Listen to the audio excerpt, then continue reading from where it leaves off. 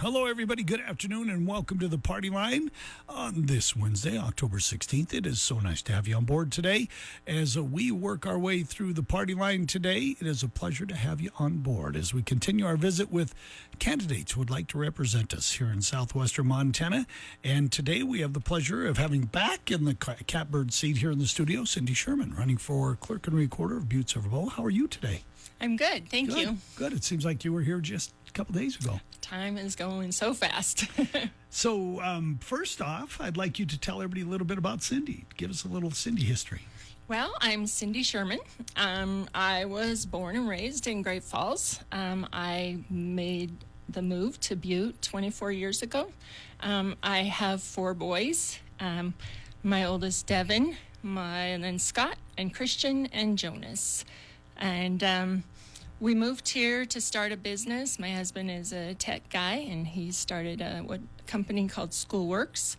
And then we've started 3 other businesses since we've been here. The one that most people are familiar with would be Muddy Creek Brewery. We had that for about almost 5 years, and then we lost it to a fire in 2020. And so that was disappointing.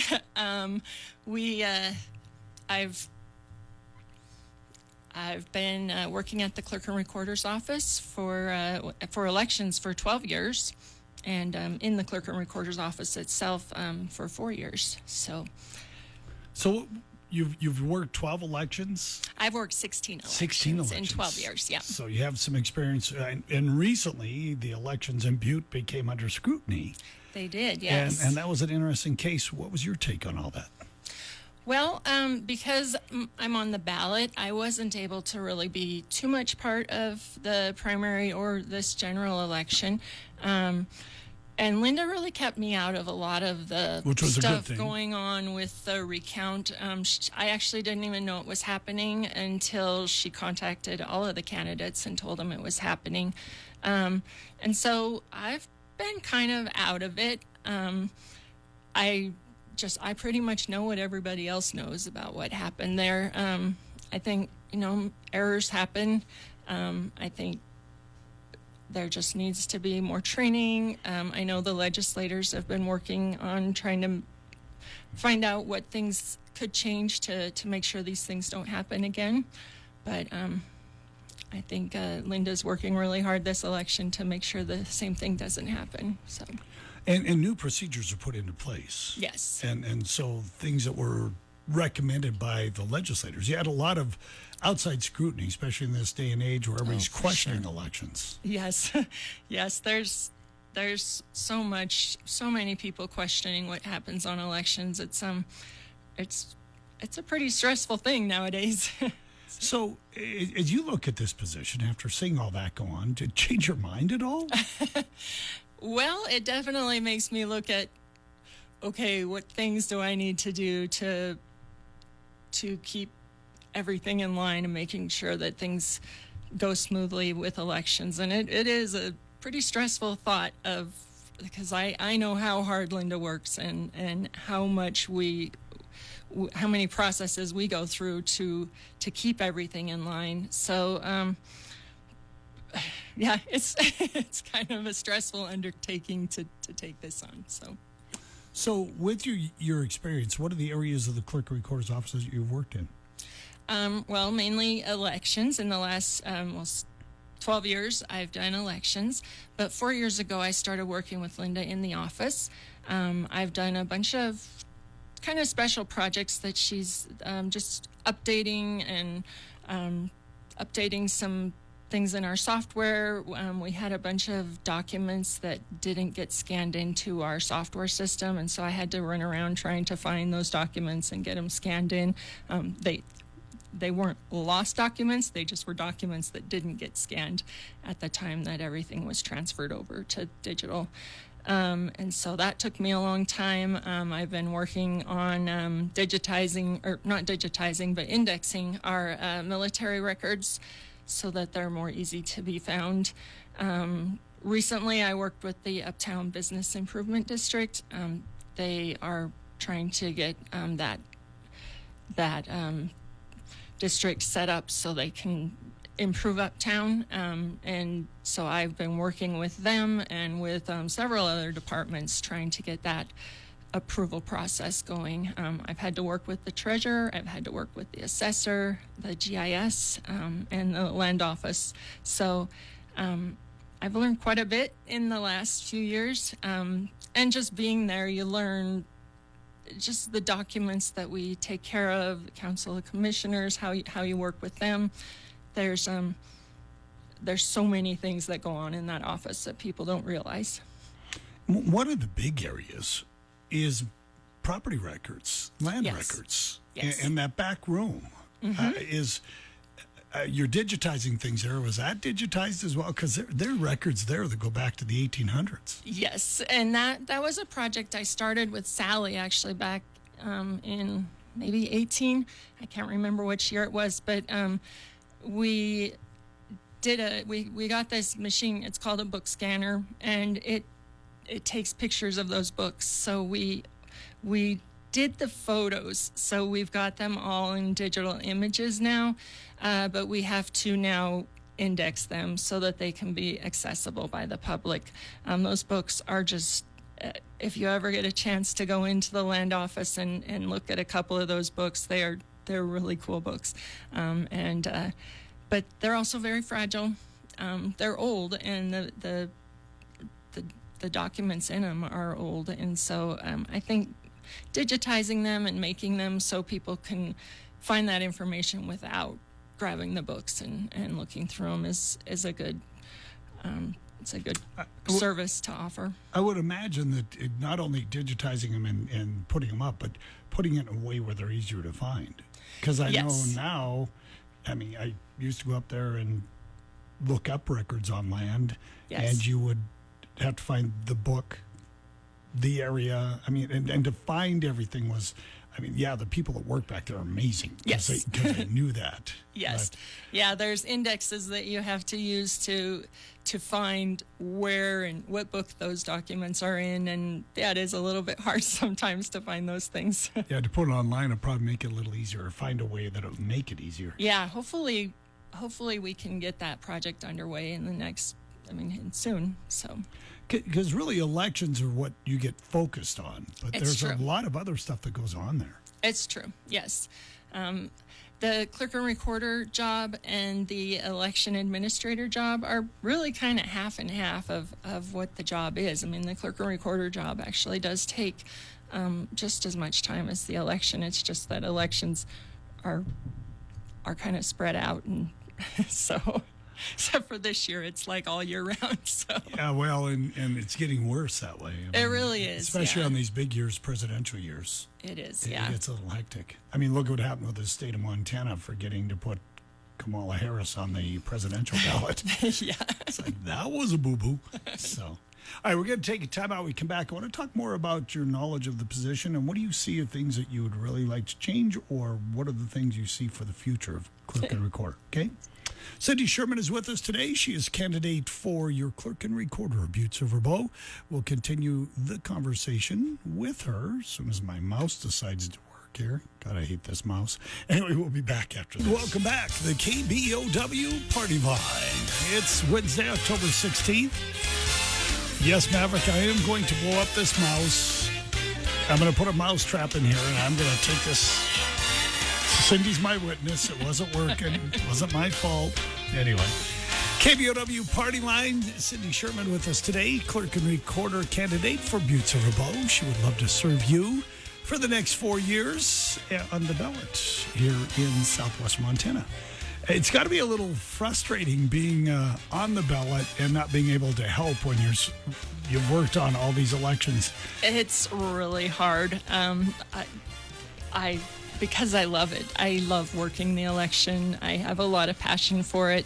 And I'm still in the office, so I'm sitting there while everybody else, I'm working, not sitting there, I'm working on my projects, but well, everybody else is doing the election stuff. You're working on projects, just not election projects. Not election projects. So yeah, it's hard. Linda will still have me work on some support things, really kind of administrative stuff that's just like helping to schedule the election judges, or helping me to or helping her, just labeling boxes. Well, you were opening absentee ballots at the primary, weren't you? Weren't you back in that corner? I was in the corner. I was accepting and rejecting ballots. I was not opening ballots at all. Okay. Yeah. I won't be doing that this time. It's just kind of been decided that I just shouldn't be there doing that. So the primary, I did it only on election day. Election day is just a really busy time, and she needed my help doing that. Well, that's what I figured, because so you're in an area where you didn't do anything. Yeah, so she's hiring some other extra help this year, or this election, and I might be there in some capacity, but it will not be doing anything with ballots or voters or anything. So yeah, it's especially after working all these elections. It is really hard. I want to be a part of it, and I just can't this election. So talk to me about what you see. You've been through 12 elections. You've worked in the office for 4 years. Are there areas where you think, I'd like to implement this, or I'd like to change that, or do you feel that things run the way they should? And I mean, how would you go forward? Well, the one area that I think I could improve on is election judge training, but it's a really hard thing to do, because Linda has over 150 election judges that she brings on for the polling place, between the Civic Center and the Annex, which is back where we do late registration and where the tabulation is at, and then also out on the polling floor, and then in Rocker. And sorry, we got rid of Rocker last year, Ramsey, Melrose, and Divide. So 150 judges, trying to get them all trained, trying to work with their schedules, it's a challenge, and it's something I would like to try to improve on. I think that when you come into an election, when you come into a polling place and you have only had one of those couple-hour training and you've never done it before, I think that's confusing for some of those election judges. And the clerk and recorder can't be everywhere all the time, and so she's relying on the election judges that are more experienced to teach them. So I'd like to try to improve on that. So I said there's so much more than elections, but here I am back on elections. I mean, way to go, Ron. One of the big things, and staying with the election, one last question about it, is more and more people are voting absentee. Yes. And the absentee ballots aren't counted till the night of the election, right? Yes. Which I always wondered about that. Yeah, they're not counted till election day. Yeah. So, because I always thought, boy, that could speed things up if they could count ahead of time. But that's set through the Secretary of State, correct? Yep. Okay. Yep. Speaking of the Secretary of State, there's a lot of work that goes on in a clerk or recorder's office with the Secretary of State's office. Mm-hmm. How do you see that working? How do you see your connection with those folks? Well, this year I attended the election certification event. That was last February. I was really thankful that Linda invited me to come along with she and Roxy. I learned so much just about the back end of the election stuff, like just the laws, and we had a guy come and talk to us about the disabled and elderly people, on what the laws say about them. We learned with the tabulator. We talked to the tabulator companies. We had a guy come and teach us signature verification. We had a guy come and talk to us about confronting angry voters. So there were so many things in there that I learned, and the Secretary of State's office did a great job with that, and teaching the clerk and recorders, getting us all together, talking about issues and possible problems that we could encounter, especially security things with the elections. Just the with elections being so contentious, there's a lot more ability for people to come in and cause some security issues. So we talked about that quite a bit. So, and I worked with the clerk and recorder I worked with the Secretary of State's office. Before that, I was a tester for the ElectMT, which is our new election software system. I did that for most of a year. So I've worked with the Secretary of State's office a little bit. I get along with the people up there, and they do a good job. So I've got to ask this because you've mentioned this a couple times and it just popped into my head. You must have a pretty good knowledge or a very comfortable knowledge of computer systems. I do, yeah. I mean, considering your husband started a computer company. So. Well, my husband's the tech guy, so but I think I do pretty well on computers. I can hold my own. So it's because more and more things are going digital. Things are going on computer. Things are going online. And yes. I know for an old guy like me, it's like, okay, you do this because I'm not going to do it. Yeah. So I would imagine having that ability to get on the computer system, understand the software, understand what you're supposed to, makes it a lot easier. Yes. And boy, with doing the testing, I sure learned a lot more than I had before. I mean, with working on the 16 elections, I started out not on the computer. I was working in the ballot room, and then each election they added more responsibilities to me. And after probably 4, they put me on the computer, and I learned a little more each election. But the testing of the software, I had to get in and actually use the stuff that just the clerk and recorder would do, actually setting up elections and setting up the candidates and things like that. So I am pretty comfortable with the ElectMT system. So as you move forward and heading closer to this race, like everybody else, I'm sure you're ready for it to end. Oh, yes. Campaigning is not my thing. But as you look forward to moving forward after it's over and done with, what do you see as things that are coming down the pipe that a clerk and recorder have to pay attention to? I mean, there are some new rules coming out. Do you see, looking forward to the future, things that changes in election procedures, things like that? I'm sure there will be, especially with the things that the legislative committee has gone through with Linda and with the rest of the clerk and recorders after the primary. I'm sure that there's going to be some new procedures, new laws put into place, different things that they're gonna that are going to change the way we do things. And I just think things keep changing and new laws are added, and you just have to keep up with the laws. I mean, there's a lot of laws that you have to learn about elections and the clerk and recorder's office. So it's a lot of just keeping up with those things. So you mentioned working with the commissioners, with the chief executive's office. What is the role of the clerk and recorder? Because usually, I mean, it's up in the property room or it's doing elections, but there's other stuff that goes on in the courthouse on a daily basis. What are some of those things?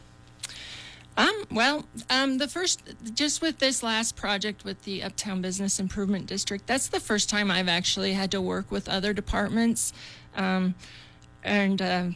It was kind of cool. When I went down to the GIS department, he talked to me about if I was elected, how he would work with me and teaching me the way with the system that they use. I think I would be doing that with many of the different departments in the county. I've been to some of the county commissioner meetings. I'm learning different things about what goes on, but yeah, those are all things that I will still have to learn once I get in there. I think that's just kind of one of those things that just the clerk and recorder does them, and Linda's been great at giving me opportunities to learn different things. So. And also the clerk and recorder is quite involved with planning and zoning. Oh, It yes. seems like Yeah. the planning department, zoning department, and the clerk recorder's office almost walk hand in hand. Yeah, and I think GIS planning, land records. I mean, those are things that we work with all the time. Well, I'm going to give you a couple minutes here to tell everybody why Cindy Sherman is the person that should be clerk and recorder of Butte-Silver Bow come election day. Well, I am running for clerk and recorder because I've been part of the election team for 16 elections in 12 years. I've also been part of the clerk and recorder's office for 4 years. I have a wealth of knowledge and I have a passion for elections. I know that the clerk and recorder's office is a very important part of our county government, and I am the most qualified candidate. I am running on my experience. I don't have any other gimmicks, or I'm not running on a popularity contest.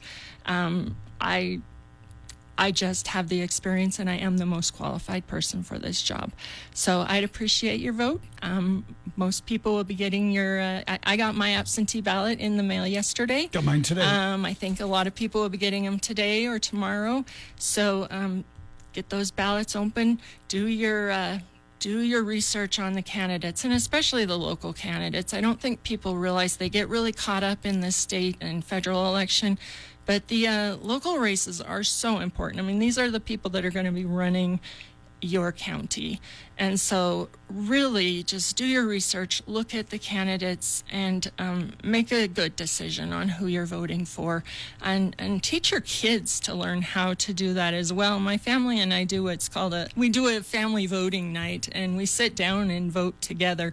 And that's not to say that I stand over their shoulders and tell them how to vote, but we all sit down and we look up the candidates and we look up the initiatives and we talk about them. And I might tell them this is how I'm voting, but I'm not standing over their shoulders telling them how to vote. But I'm showing them that it's important to actually look up the information on the candidates and make a good decision and be a responsible voter.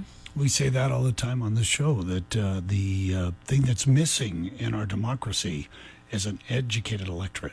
Yes, We and have to get educated. I don't think people realize that. I mean, some people, if you don't know or if you don't have time, you can leave it blank. I mean, if you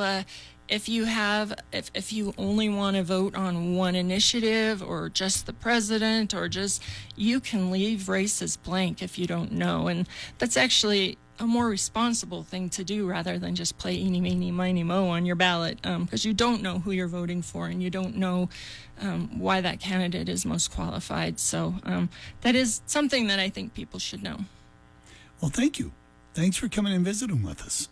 Thank And you. good I'm luck so glad you had me back on. Yeah, well, good luck on election night, and hopefully we'll be talking to you soon in the future. Yes, thank you so much. All right, Cindy Sherman, she is candidate for clerk and recorder of Butte-Silver Bow, and hanging out with us here on the Party Line.